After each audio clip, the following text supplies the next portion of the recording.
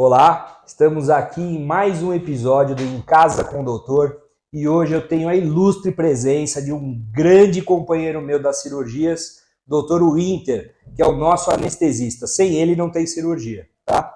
O cirurgião é importante, mas sem esse homem aqui, a gente não mantém os pacientes monitorados ali. Então eu sempre falo que ele é meu braço direito e esquerdo nas cirurgias aí. Primeiramente, eu gostaria de te agradecer por estar aqui, né, dispensar o teu tempo aí para vir a gente falar um pouquinho mais para os nossos pacientes de como que é a nossa rotina diária nas cirurgias.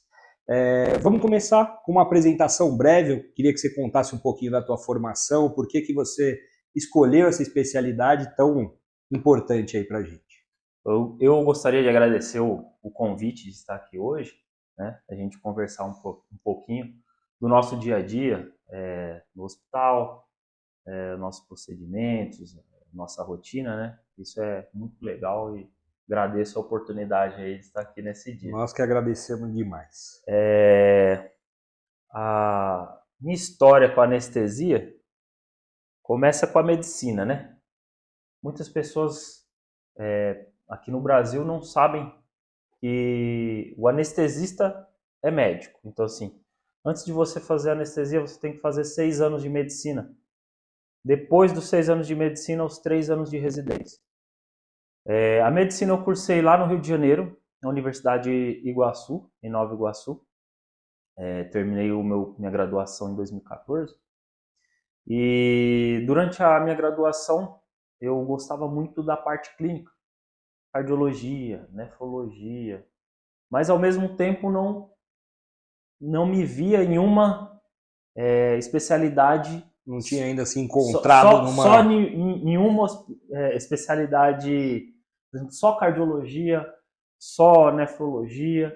E aí eu consegui unir o útil ao agradável, que é uma especialidade que abrange vários sistemas, ainda tem procedimentos, que é a anestesiologia, né? A anestesiologia cuida da parte cardíaca do paciente, parte renal do paciente, parte pulmonar. Então, assim, eu juntei tudo aquilo ali que eu gostava da clínica em uma especialidade só.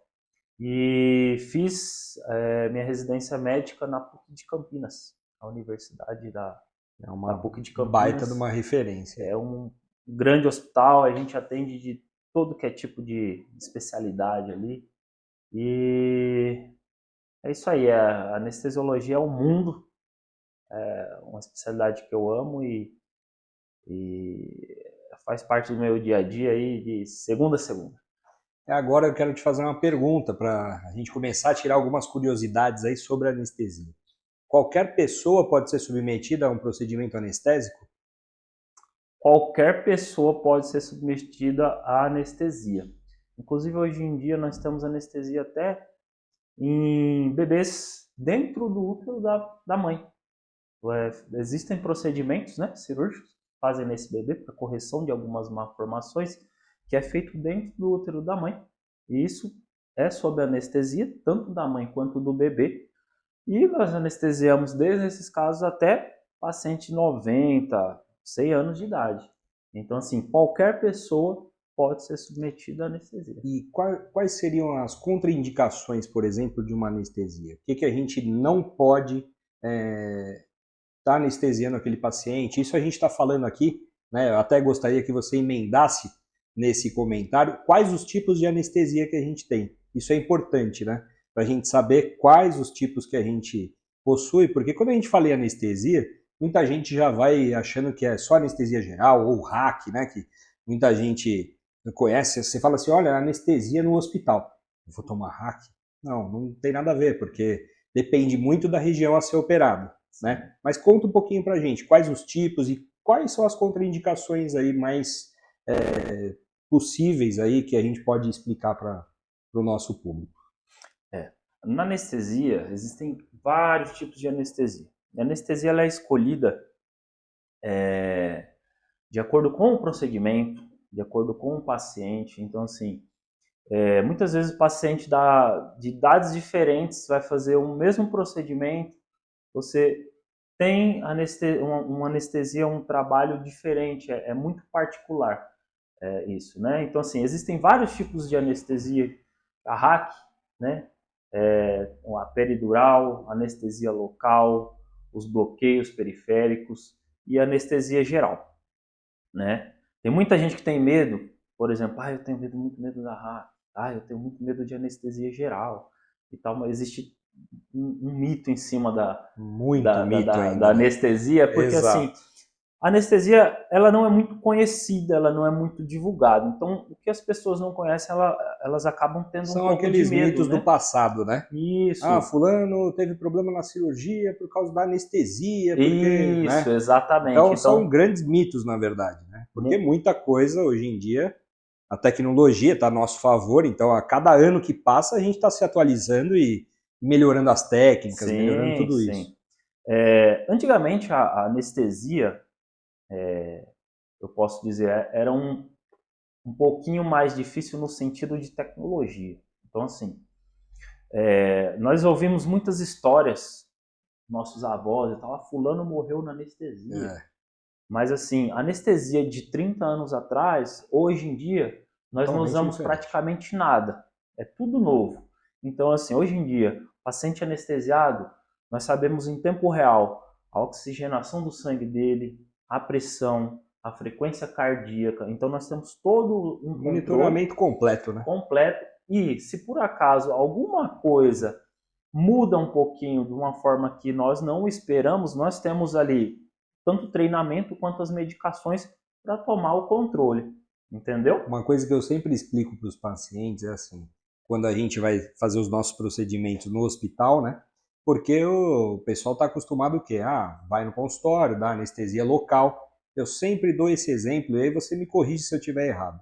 Para diversos procedimentos os quais a gente realiza, a anestesia local, num consultório, ela chega a ser até mais perigosa, vamos dizer assim. Não perigosa no sentido do paciente ter alguma complicação muito específica, porque a gente vai tomar, obviamente, todos os cuidados anteriormente para minimizar esses riscos.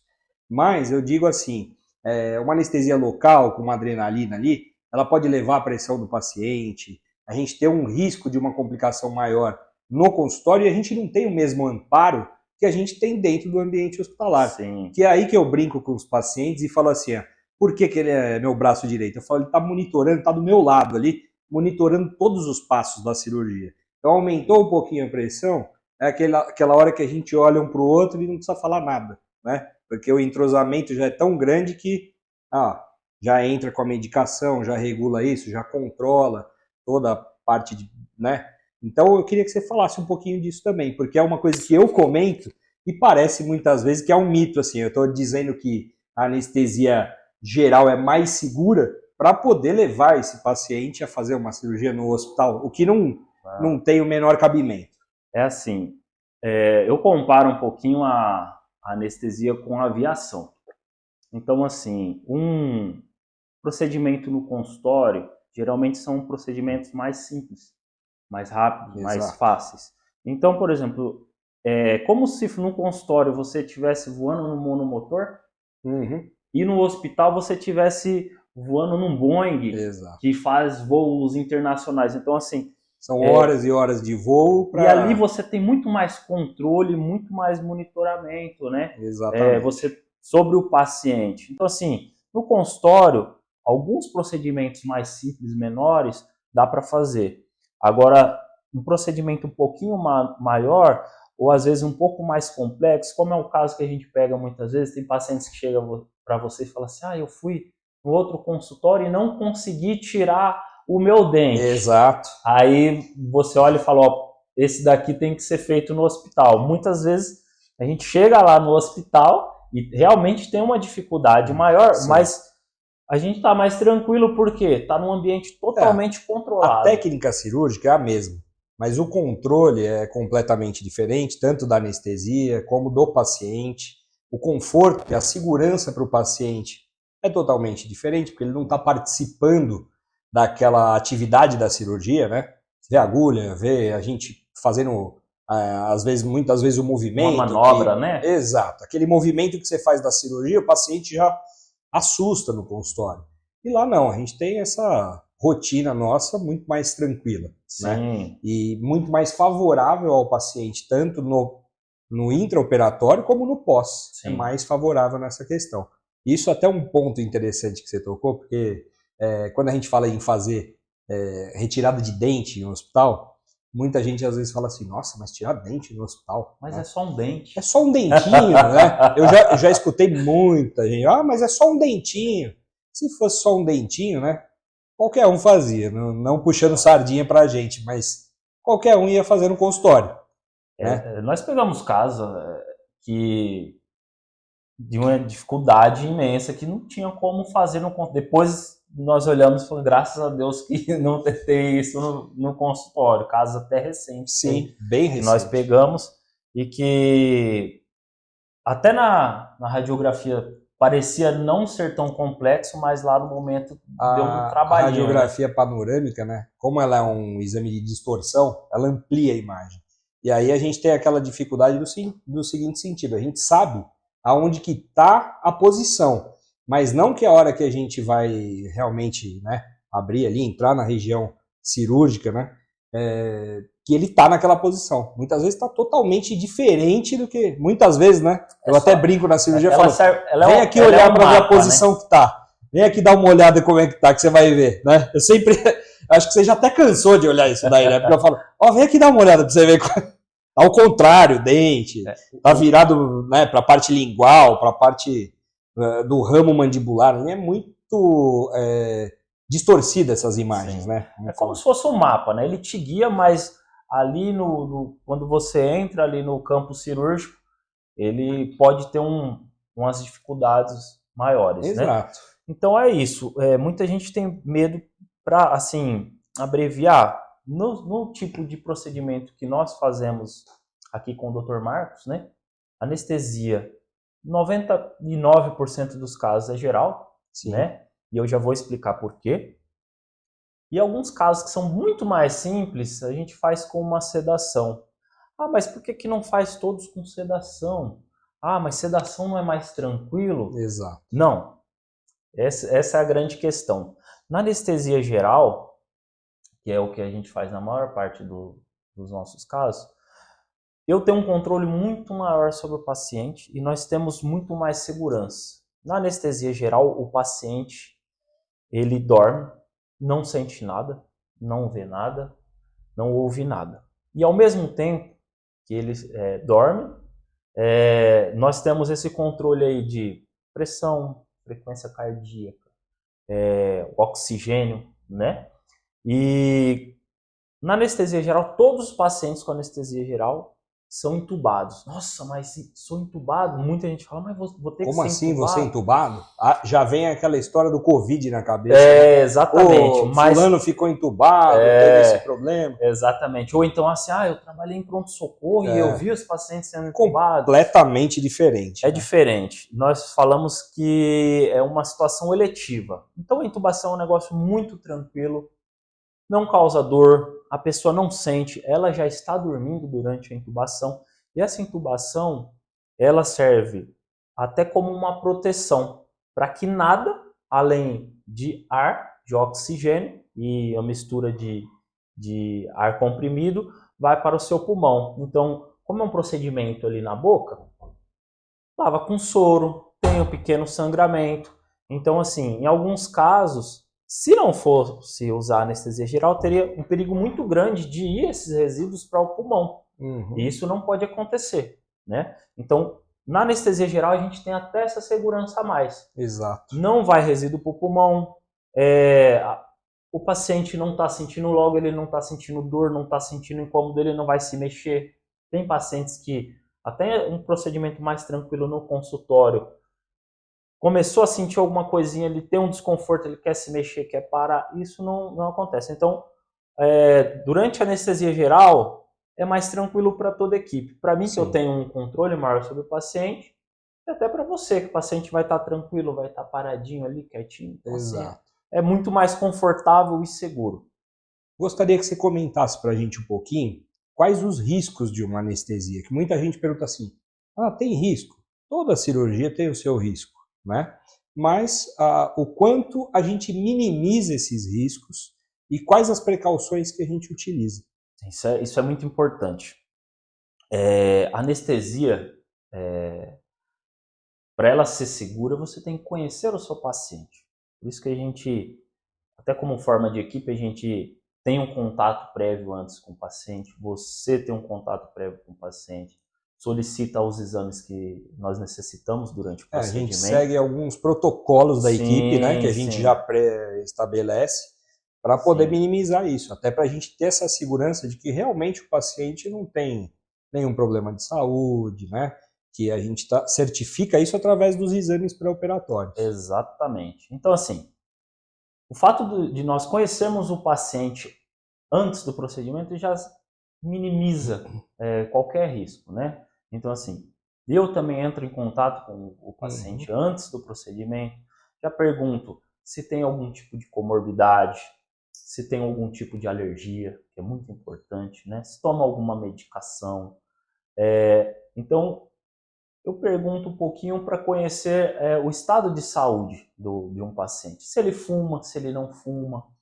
Então, assim, com isso a gente minimiza os riscos. Então, por exemplo, nós pegamos pacientes, desde pacientes mais novos, pacientes mais velhos. Então, assim, eu sou hipertenso, a pressão está controlada. Se não estiver controlada, a gente passa novamente com o cardiologista. Exato. Entendeu? Controla essa pressão e a gente conhece o paciente antes, então isso é muito tranquilo para a gente. Aí os riscos praticamente zero, vão a zero. Né? Exato. Porque assim, com toda a tecnologia que nós temos, toda a segurança que nós trabalhamos, e conhecendo o paciente antes, se tiver alguma coisa para alinhar, a gente já faz isso antes.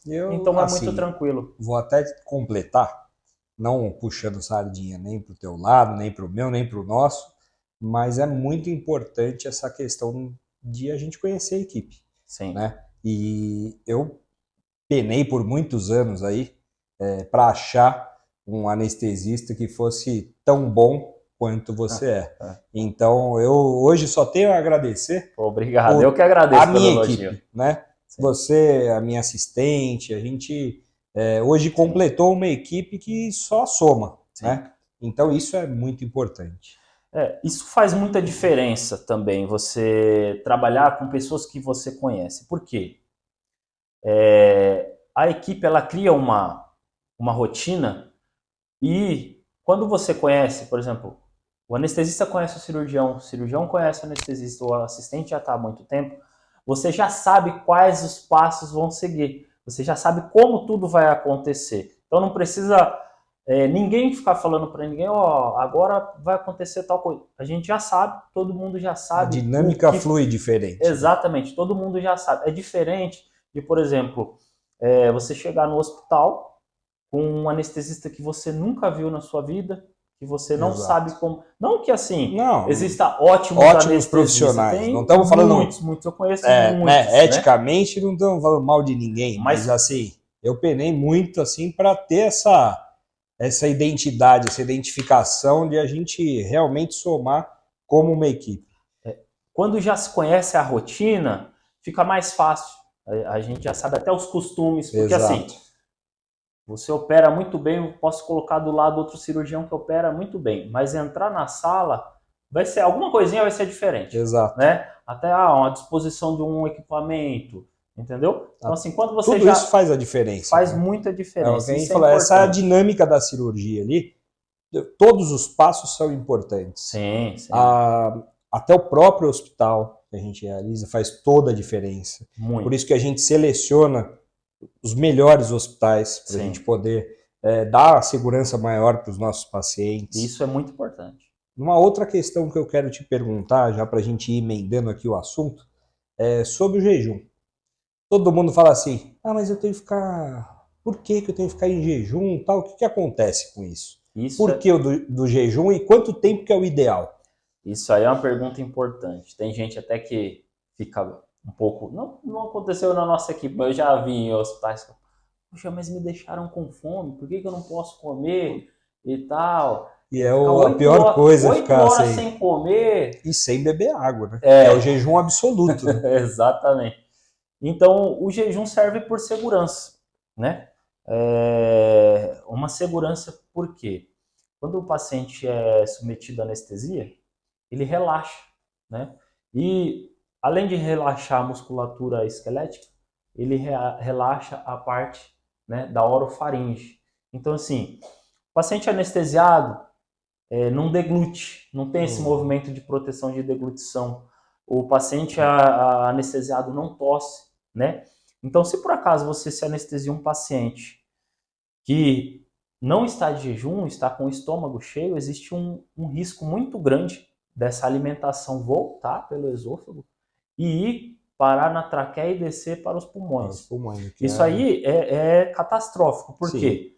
Pulmão é para ter só ar, nada além disso. Se desce um resíduo alimentar para ali, causa uma inflamação muito grande, uma pneumonia muito grave. O paciente tem que ser hospitalizado em UTI e assim, não é o nosso objetivo, né? Exato. Então assim, nós prezamos por segurança, né? Em 100% dos casos. Nós temos esse valor, né? É a segurança do paciente acima de tudo. Então, assim, o jejum é muito importante nesse sentido. Sim. É por isso que a gente frisa muito isso para os pacientes, a importância de algumas medidas, algumas técnicas para a gente minimizar realmente a zero todos esses riscos aí. Uma outra questão que eu queria te perguntar é por que se o paciente precisa ou não, o paciente que toma medicamento de rotina, para pressão, para diabetes, ele precisa parar de tomar? Então, isso aí é muito particular. A maioria das medicações não precisa, mas algumas medicações precisam ser interrompidas, né? Por exemplo, até por conta do jejum, esse é um item, né? Hoje em dia temos muitas medicações, principalmente medicações no sentido de emagrecimento, né? Sim. Não sei nem se pode falar marcas aqui, mas... à vontade. Ozempic, o Ozempic, Saxenda, essas medicações que são ótimas medicações, Victoza, por sinal, né? Só que o que acontece? Elas retardam o esvaziamento gástrico. Então, mesmo paciente de jejum de 8 horas, pacientes que tomam essas medicações, eles chegam lá e tem resíduos no estômago, então é como se não tivesse jejum. Então, assim, cada medicação tem seu tempo. Esse é só um exemplo, né? Tem medicações, por exemplo, anticoagulantes, que algumas pacientes tomam por alguma alteração trombose, algo desse trombose e tal, tipo. esse tratamento. Pode aumentar o risco de sangramento durante a cirurgia. Medicações até para diabetes, pode dar hipoglicemia durante a internação. Porque então, assim, fica esse período de jejum, né?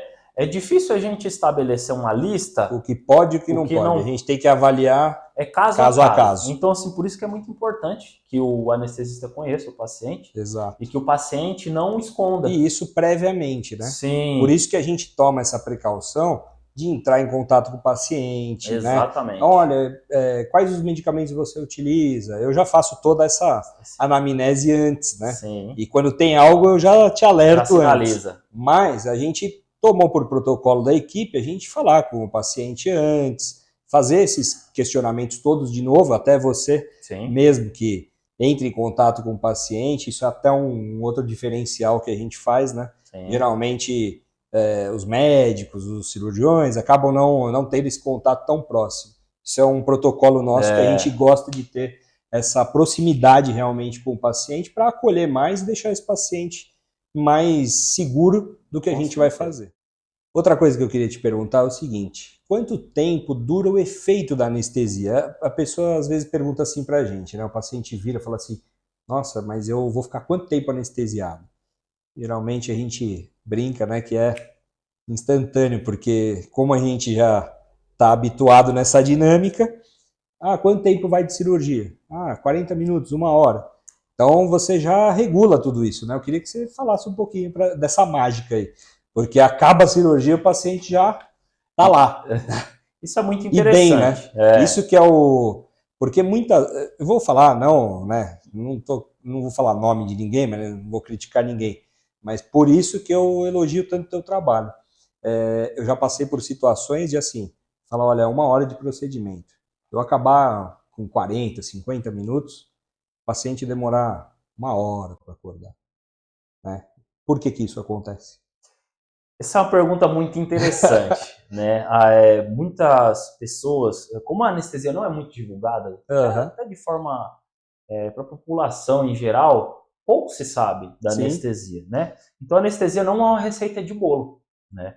A anestesia, ela é muito, como é que eu posso dizer? Ela é muito personalizada. Então, assim, muitas vezes um paciente, mesmo peso, mesma idade, mesmo procedimento, mas a anestesia sai de uma forma diferente. Por quê? A anestesia, as medicações que nós usamos, ela tem como é que eu posso falar? Tem uma ação no paciente que às vezes que depende do paciente também, o próprio DNA do paciente. Tem paciente que metaboliza mais rápido, tem paciente que metaboliza mais lento, e tem procedimento que exige uma carga um pouco maior. Um pouco mais, porque o estímulo é maior. Sim. Tem procedimentos que exigem um pouco menos. Então, assim, nós calculamos tudo isso previamente e fazemos ali a dose ou as doses que necessitam para aquele paciente, para aquele procedimento, né? Isso é muito personalizado, vai de paciente para paciente. Só que muitas vezes tem pessoas que usam uma dosagem um pouquinho maior, usam uma dosagem um pouquinho menor. Muitas vezes o procedimento pede isso, né? Por conta do estímulo. Só que assim, em geral, a gente vai sentindo o paciente, vai administrando as medicações, né? O paciente, durante o procedimento, depois de um tempo, ele demonstra para você através dos sinais das monitorizações. E a gente sabe, por exemplo, você me passa, olha, essa cirurgia vai ser uma Lefor 1, por exemplo. O estímulo é 1. Essa cirurgia é uma infiltração de ATM, é um estímulo diferente. Sim. Então, através disso, eu programo a minha anestesia para o paciente. E assim, essa anestesia, muita gente acha que assim, o anestesista aplica anestesia. Não, ela fica ligada. Então, assim, se você demora 30 minutos, 1 hora, 2 horas de procedimento, a anestesia não vai acabar, tá, gente? Ela fica lá. Ela só é desligada. Não fala quantas anestesias eu vou tomar, né? Ela só é desligada. Ela só é desligada depois que o procedimento acaba. Mas acabou o procedimento, a partir do momento que a gente desliga, como eu já até conheço a equipe, já conheço o tempo, eu vou me preparando para aquele momento, certo? E acabou o procedimento, está fazendo curativo, 10 minutos o paciente está acordado, né? Está acordado. Ficar totalmente acordado, não. Fica um pouquinho com a preguiça, igual aquele soninho das 6 da manhã. Se você chamar, conversar, ela responde, ela está ali interagindo, mas a gente deixa quietinho, fica depois desse tempo em observação, por mais 1 hora dentro do centro cirúrgico. Aí vai para a recuperação anestésica. Na recuperação anestésica. Até aproveitando esse gancho, conta pra gente a importância da recuperação anestésica. A recuperação anestésica é também mais uma segurança, né? Depois o paciente sai da cirurgia, acabou a cirurgia, 10 minutinhos, 15 minutinhos acordou, vai para a recuperação anestésica. Ali a gente fica monitorando ainda oxigênio do paciente, pressão, e a gente fica em cima ali, caso precise para alguma alteração. O paciente, eu tô com náusea. A gente já medica o paciente ali, tô com incômodo, alguma coisa assim. A gente já faz todas o cuidado ali para ir para o quarto tranquilo. Uma outra coisa que eu quero que você comente um pouquinho, assim, muita gente às vezes acha que vai receber as medicações só quando chega no quarto, né? E a gente faz todo esse protocolo de medicações prévio. Então, no momento da anestesia, sim, comenta um pouquinho, eu não vou falar para não tomar essa parte aí. Tranquilo. Durante a anestesia, nós já temos uma ideia de como será o estímulo doloroso depois que esse paciente acordar. Porque assim, A cirurgia, o corpo não entende que você está passando por uma cirurgia.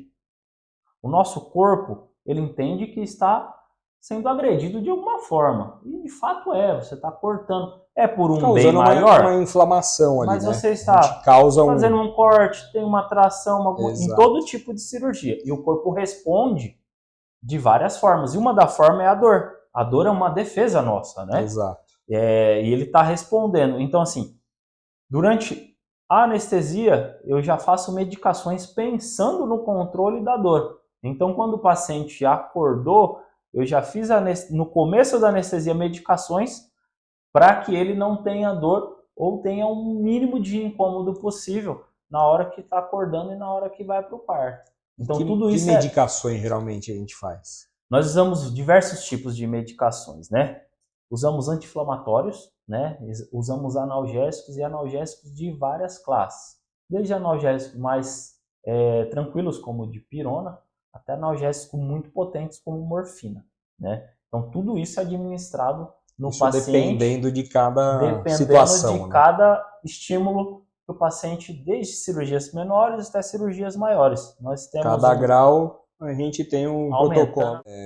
Então, para finalizar, eu gostaria que você falasse um pouquinho para a gente como que é a dinâmica nossa dentro do centro cirúrgico, como que a gente interage ali nessas situações. Conta para a gente a rotina ali, como que funciona. A nossa equipe chega no hospital antes do paciente, né? Então, o paciente muitas vezes eu preciso chegar quanto tempo antes? O paciente, em média, chega 2 horas antes. Ele passa pela recepção, tem todo o preparo até chegar no centro cirúrgico. Enquanto isso, nós, né, a equipe, tanto o anestesista, o cirurgião, vai fazer os preparativos. Então, checa material, checa equipamento, se tudo está funcionando, se falta alguma coisa, se faltar, a gente já tem que providenciar para quando o paciente chegar, já está tudo pronto, tudo testado, tudo checado. Cada paciente é feito uma checagem, então assim, não pode ter falhas, né? Então, enquanto o paciente está passando por todo o processo, os trâmites de assinatura, de entrada, nós estamos lá preparando... Toda a questão administrativa que foge à nossa parte. Nós estamos preparando lá, tudo pensando na cirurgia, né? Então, quando o paciente chega dentro do centro cirúrgico, já está tudo ali preparado para ele, né? E para a cirurgia. Então, a cirurgia começa muito antes do paciente ter entrado na sala cirúrgica. Exatamente. Isso termina depois. É uma curiosidade, porque muita gente não sabe, né? Até acha assim, poxa, acabou a cirurgia, acabou de vez. Não, aí depois vem a papelada toda que a gente tem que todos os relatórios, toda aquela burocracia. Que nós fazemos. E ainda ficamos lá para monitorar o paciente. Então, assim, após a cirurgia, caso o paciente precise, de nós estamos lá à disposição para qualquer intercorrência. E não só lá, né? Porque a gente fica à disposição, eu falo 24 horas. Sim.